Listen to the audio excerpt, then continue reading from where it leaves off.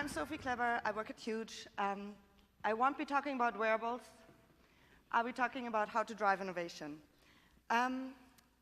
So there's a couple of things that we believe when we think about innovation, and some of them might be true, some of them might not be true.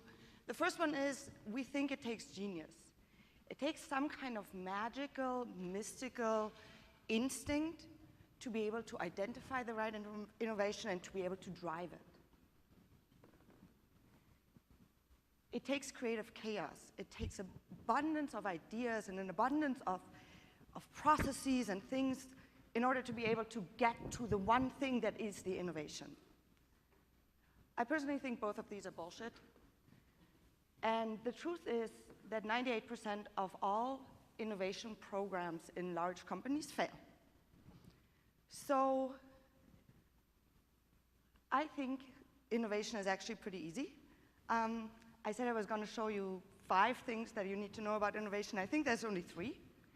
And I want to have a little intercept here about where we are in time and in development and in the development of technology.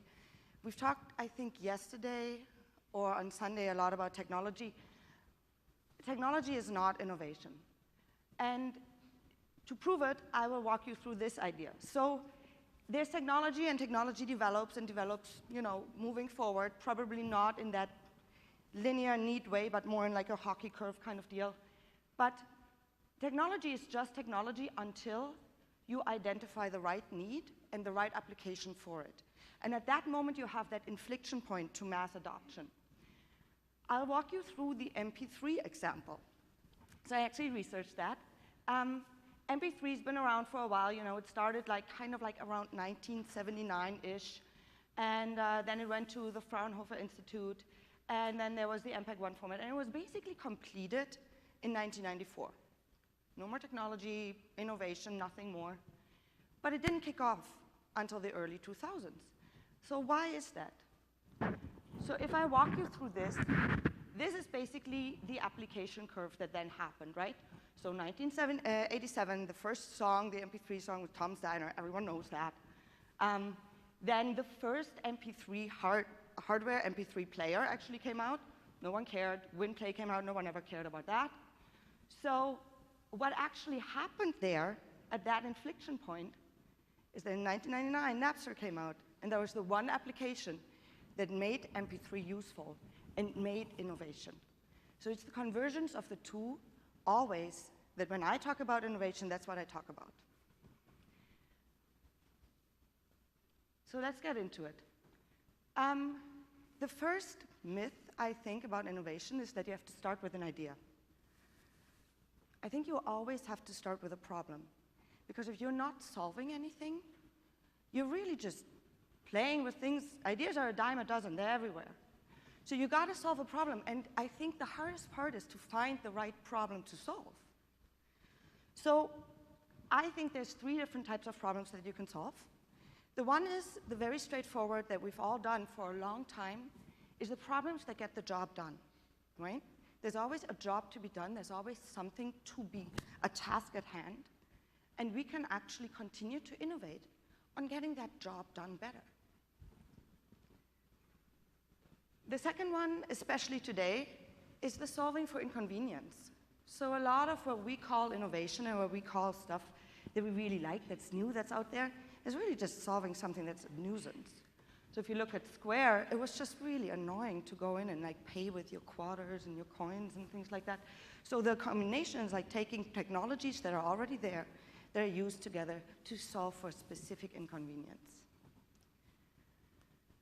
And the last one is a little harder, but it's the solving for age-old desires. So if we think about Instagram and why Instagram kicked off, we actually shouldn't be surprised. We've said for decades that everyone wants their 15 minutes. And we said for, I don't know, 100 years that a picture says more than 1,000 words. So it's really just bringing these things together and finding the nugget in these desires, solving for them in a beautiful way, and you have another piece of innovation. So that's one. The second is when we go into the design. So I'm a designer. and I think there's a little bit of a fundamental problem with designers, that they want the wow. They think that they want the thing, that in order to get this wow and get this usage wow, as we call it, where people are like, oh, this is so awesome, they're designing for wow. I also think that's complete bullshit, and I think you have to design for of course. So what that means is actually designing something that is made for mass adoption, that can get mass adoption, because everyone who uses it and picks it up is like, of course it should work that way. And sometimes these are the things that people don't talk about versus the things that people talk about, but these are the things that people adopt. The first parameter in this round is design for intuition. So when we are designing, there's so many things that we can borrow from the way that we already do things. This is Jeff Hahn in 2007. He spoke at TED, and he presented the kind of first model of a touch screen that had a lot of these intuitive interactions in it, like pinch and zoom, like pushing things around. And it was so clear. And people sat there and said, wow. But they said, wow, it's so easy. And then there's this company who does this extremely well, is the borrowing from the familiar. So there's certain things that we already have, and if you want to create extensions to these things, why not borrow from the known and move that further along? There's a reason why when the iPad came out, it had the format of a sheet of paper or a book or a magazine. There's the reason why we all had to learn the term skeuomorphism, because it's so easy to borrow from the real world and adapt that and push that further. And that's where mass adoption happens, because it's easy to understand. And the last one, where I think we're going to right now and where it actually really becomes interesting, is the idea of designing without a UI. So that's where we actually really get into true service design. And the Nest wasn't awesome because someone put an interface on a thermostat or because someone made an app that I can control my house with. The Nest was awesome, or is awesome because it learns. And because the need to interact with it can almost be completely eliminated because this is a smart piece of software. So going further and pushing it in the direction that we don't need to interact with anything, that's where I think true innovation is also happening. So last but not least, this is for me the hardest one that I'm working through. We talk about the culture of innovation, and we talk about these 98% of innovation programs failing. And we've talked a little bit about it earlier in the day. And there's this myth that you need for innovation an island of freedom, and you need this place in which failure is allowed, and it's like fail early and fail big. And I think that's a horrible way to think about your work. It's a pretty demeaning way to talk about your professionalism, because what I really think this is, we're talking about practice. Everything takes practice. It took 3 years for the iPad to become an overnight success. First one launched in 2001. Remember that MP3 story? No one cared, no one wanted it. 3 years of perfecting it, 3 years of iterating and redesigning and moving it forward until in 2004, they had the one that people really wanted. Innovation is never easy, and it shouldn't be anything separate. It shouldn't be anything that you put aside and you say, and here we have our little lab. It's something that you have to integrate into the process, and you have to integrate it into the process of practice. I think there's a couple of reasons why this is a little hard for us. I think the first one is everything that we do in the design process is a constant process of expansion and synthesis. And the expansion is fine. That's where the creative chaos comes in, and that's what we all know, and the research comes in. The synthesis is what is hard for us. It is very hard for us to distill down and say, these are the things that have viability, these are the pieces that work, and these are the things how we have to narrow it down to. And I think the reason why this is the hardest is the factor of time. Synthesis takes time, it takes patience, and it takes a need to step back and look at things in a broader picture. And we're currently running very fast as an industry, as the world. So the idea of taking a step back and slowing down a little bit and letting these things, and having the patience to evolve and unfold these things is a little harder for us. And also,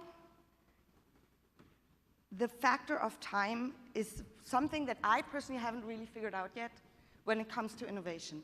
There's a timing to it, where the market all of a sudden is ready to do it. And that timing, you might not get right immediately. That's why it's also important to stick with it maybe a little longer. Because maybe you have a good idea and on paper everything is fine. People still don't want it. That inflection point is not there yet. Doesn't mean your idea is shit. It might mean that you have to wait a little longer. So when I think about innovation, I think it's easy. If you start with a problem, you immediately have a case. If you design for, of course, you ensure mass adoption. And if you embrace practice, you take a little bit of that pressure off that makes everything so damn hard and actually move in the direction of evolution.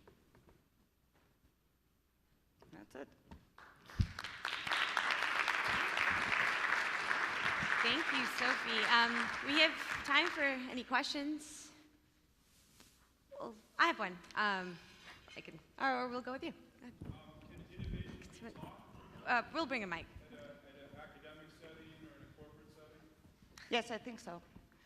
Because, like I said, I think innovation is a process of invention and synthesis, and there is methodology to it. And I think it absolutely can be taught, has to be taught. This one over here. If you could talk about the element of time, right? I know you work and you get paid by clients who have schedules and calendars, right, that are a lot of times bullshit, but you still have to hit them. How do you play with that and still create amazing products? I think that you always have a couple of factors in your invention triangle, right? There's the amount of resources that you take, there's time that you take, and I don't know, there's another one, cost or something. I'm not good at this shit. But I think you're gonna run with a nimble team, and I'm not talking about a lot of time. I'm not talking about months and months for synthesis. But I'm talking about taking that moment and taking that week or these couple of days to say, and now we're taking the step back, and now we sleep over it, you know, that kind of term. That's what I'm thinking about and what I'm talking about. So yes, there's a rush to market, and especially with technology being fast, you're gonna wanna be the one who's up in there inventing the next Napster, right? But in order to be able to do that, you gotta respect the process, and you gotta be able to go through all stages, otherwise you never get there. So it's just something you have to do.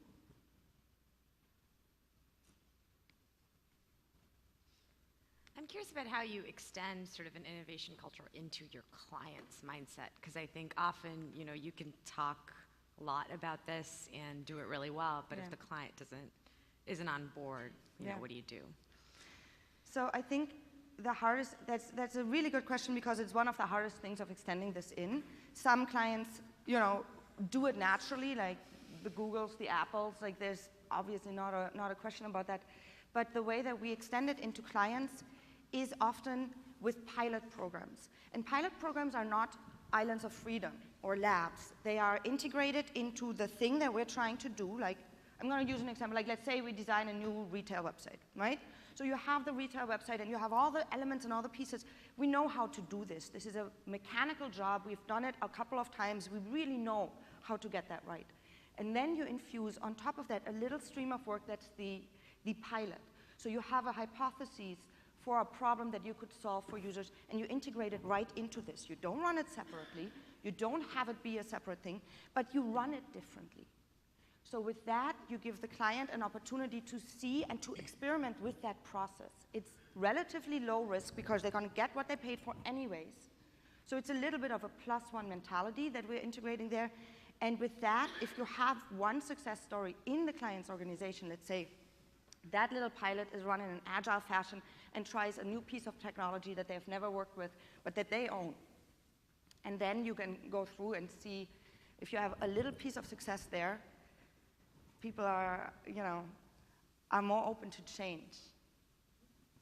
Great. Thank you so Cool. much, Sophie. Thank you. So we're going to keep